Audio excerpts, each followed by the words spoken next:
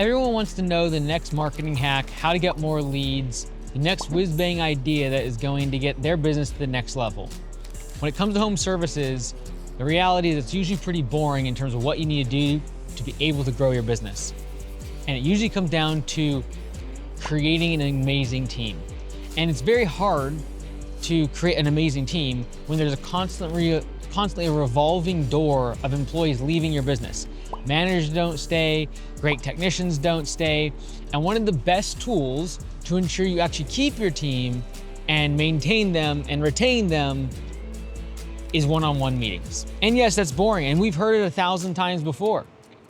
I wanna walk through the steps today to be able to hopefully convince you that one-on-one meetings is the most impactful thing you can do in your business. Now, don't take it from me. I'm gonna read it from our community school group, where one of the members made a phenomenal post after implementing the one-on-one system and having a one-on-one meeting with his employees and what it did to his business in the first 6 weeks. But I want to first read one part of his quote or his post I thought was really, really good. It says, one-on-ones arguably have the highest rate of return or impact on the team and crew.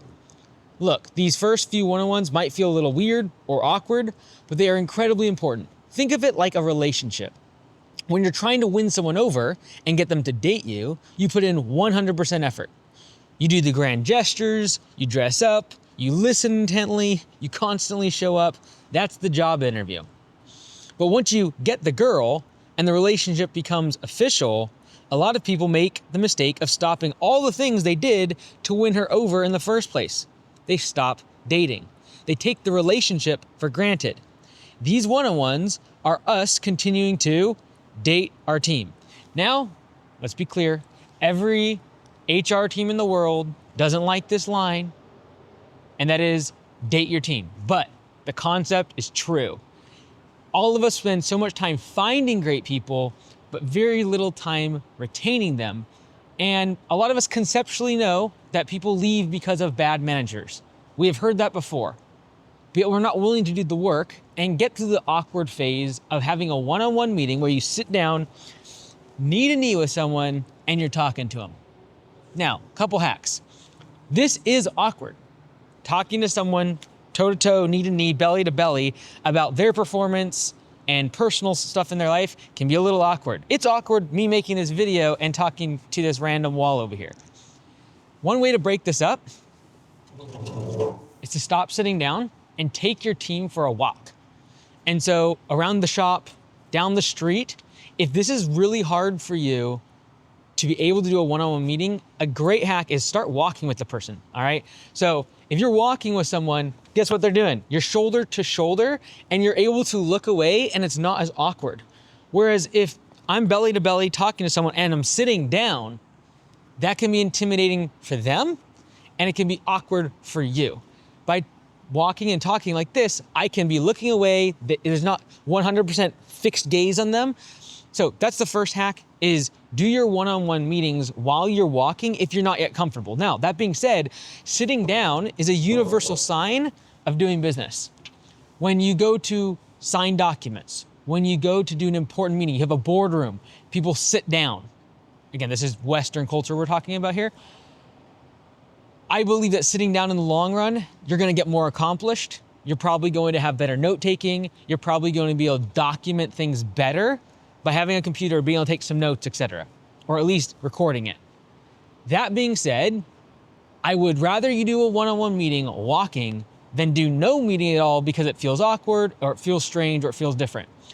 But what this community member mentioned inside the school community is so incredibly true. We try so hard to get them hired. We do walkthroughs of the shop space. We text them. We send automations. We make sure they go through a hiring sequence. We might even do a great onboarding and training. Some of us don't do that, but even if we do a great job training and getting them onboarded, we don't do a great job of retaining them. And building a bigger business, when you have a revolving door of employees leaving, is building business on hard mode. It's so difficult, especially when you have mid-level managers and you start getting above $1 million, $2 million in revenue. It is so hard to build a business if you have a revolving door of people leaving. And if you ask people why they leave, it's very rarely because of money. A lot of times it has to do with their manager. And for a lot of the people watching, you are the manager to your technicians or to the managers that are managing your technicians. So how do we have a great one-on-one meeting? I'm gonna go through this very briefly. There's another video I had that went into deep detail of every step of a one-on-one meeting. At the end of the day, I need to break the ice, and then I want to be able to make sure that they get to the next stage of their career. They improve. And I'm not going to frame this from the perspective of a performance review. This is an audit of your performance. We're going to improve you. No. This is all about helping them get closer to their goals. Most business owners don't even talk about their goals, let alone most team members or technicians or people that are just starting their career. Very few of them have very detailed structure around goal setting. And so it's awkward for them too.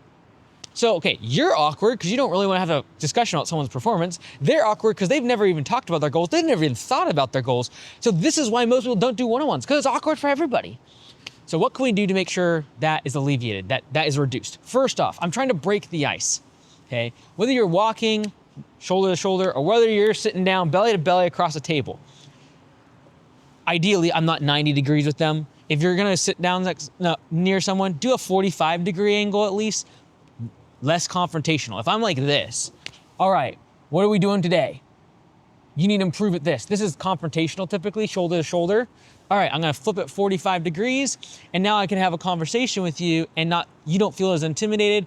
I don't feel like I'm about to threaten you. All right, little tiny hacks if you feel awkward on your one-on-one.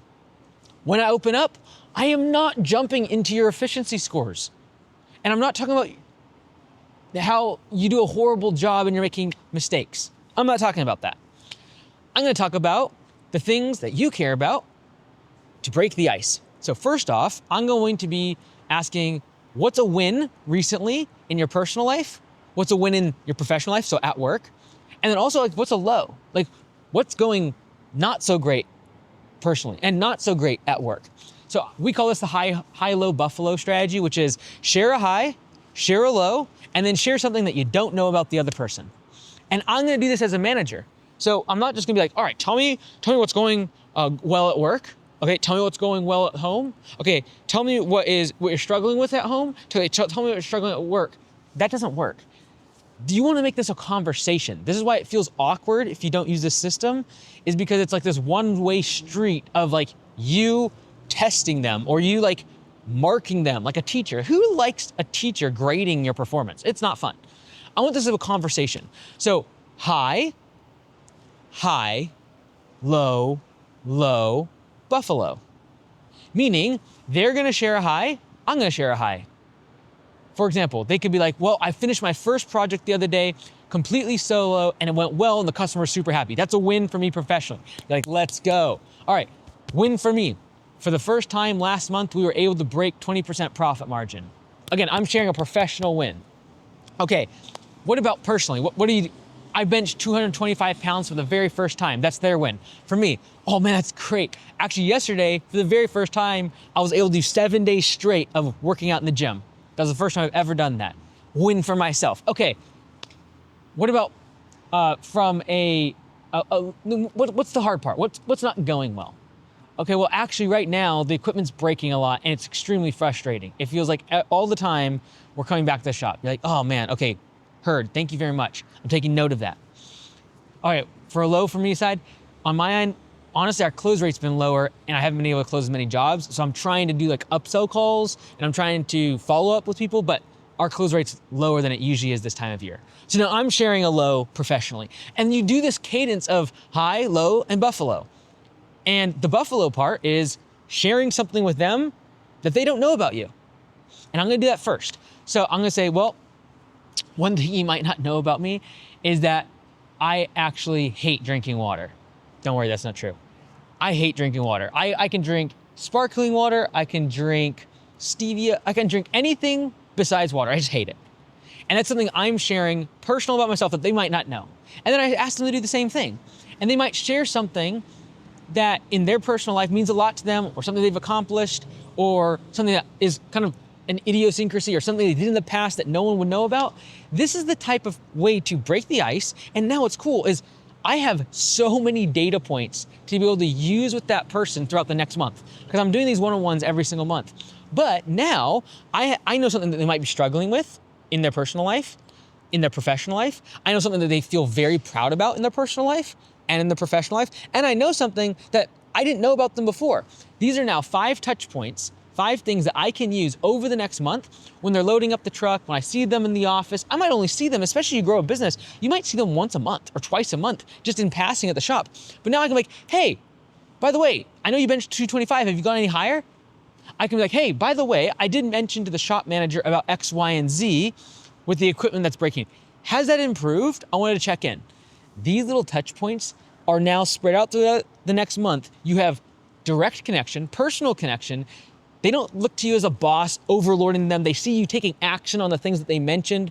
You check in with them as a human being about the things that they're struggling with or their goals that they have in life. And it's a great icebreaker. Now, the second half of the 101, I am trying to determine several things. Number one, what can I do to make working here better for you? A lot of times, this is the exact same thing as saying, tell me all your complaints. But now you're doing it a positive way, a way that's much more constructive and that we're on the same team fighting these problems together. What can I do as your manager to make sure that working here is better? What can I do to make your job better? This is when a lot of things will come up. I'll read a couple of the ones that this community member mentioned that was coming up in his one-on-ones. These were some of his takeaways. Team meetings in the morning seem to be only about the negatives. Can we have some positivity? That is a great takeaway to know as a manager.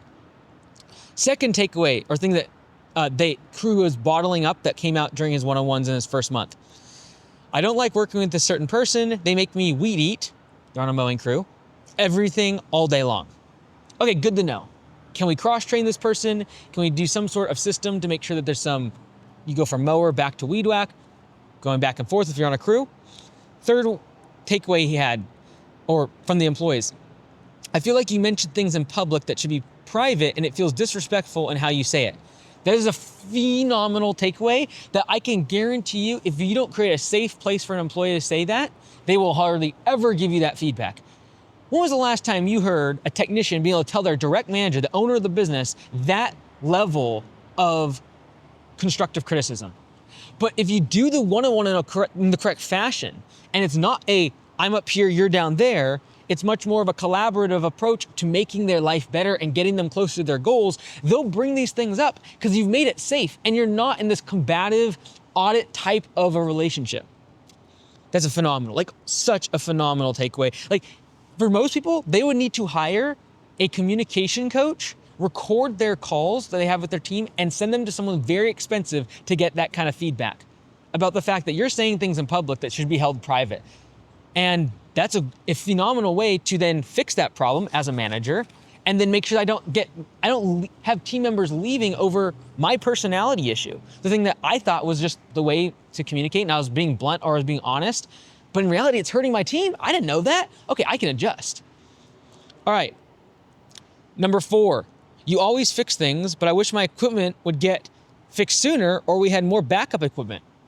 Okay, good feedback. Again, you can't take action on every single one of these things, but these are the type of common things as they start bubbling up, I need to address as a manager to make the life of my technicians and my managers better. Number 5, I feel like a yellow slip means I'm going to lose my job. The yellow slip is where you have to go back to the property.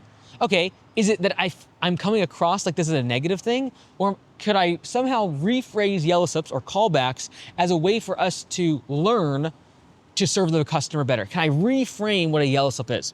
Excellent feedback. Number 6, I always get the job done, but I go home beat down every day. I feel like I have too many budget hours. And this came from an older member of the team. These are all phenomenal takeaways that he was able to get in 1 month. Now, we talked about breaking the ice. We talked about making sure we're trying to understand from a collaborative approach how we can make their job better. And then the last part that we talked about before is we want to ensure that we are helping them get to their goals. Now, I'm going to assume that we have done the harder work of aligning the goals of the employee with the business already. We have pay for performance. We have stages of success that they're trying to move up into. By formalizing some sort of stages of moving up as a technician, moving up inside the company. If you formalize that, even if it's just a matter of gaining new skills, having a new title, getting a new comp, whatever it might be, if there's some sort of progression inside the organization, you can now look at that chart, you can look at those levels and say, okay, you're at stage 4. To get to stage 5, you need to do these things. What can I do to help you get to the next stage of your career? Like, that is the exact same thing as saying, you need to do this better, you need to do that better, I would like to see you improve this, you need to add this skill, I saw this the other day, I didn't like it. That is the exact same thing, but said in a very constructive manner, which is, hey, I want to see you get to this level. What can I do to help you get there? And now they've got to be reflective, like, well, I kind of need to learn this skill. I haven't been doing so great in this area, and that's why I keep getting yellow slips. So like, I need to do better in this one area. I can show up a little more on time so I can get my profit sharing. My P4P is down because I haven't been showing up to work with my lunch. I've been stopping a few times at the gas station so I could kind of shore that up a little bit. Now you're collaborating on the exact same feedback that could come across as, you need to stop stopping at every single day at the gas stations. You need to show up on time so that way you can get profit sharing. Like, same exact thing said, just in a different manner, a different way. So that's my takeaway for you all today. Have a one-on-one meeting with every technician, every manager, any direct report. As you grow the business, you'll be having one-on-ones with the people that are having one-on-ones, that are the people that are having one-on-ones. If you can grow a big enough business, but your direct reports, the 8, 10 people that you might have reporting directly to you, I've got to have a one-on-one meeting with them. And then I'm making sure that my managers are having a one-on-one meeting with their team every single month. And then I'm documenting, taking notes of what's said, what I can do to improve, what I can do to improve the workplace. And if you do that, the likelihood of you keeping your team is a lot higher. And I wish that for every person. I've been extremely blessed to have a phenomenal leadership team that has stuck with me for a long time. And I wish this for every entrepreneur and small business owner, because I know it's like to have huge churn, and it is so hard to grow a business.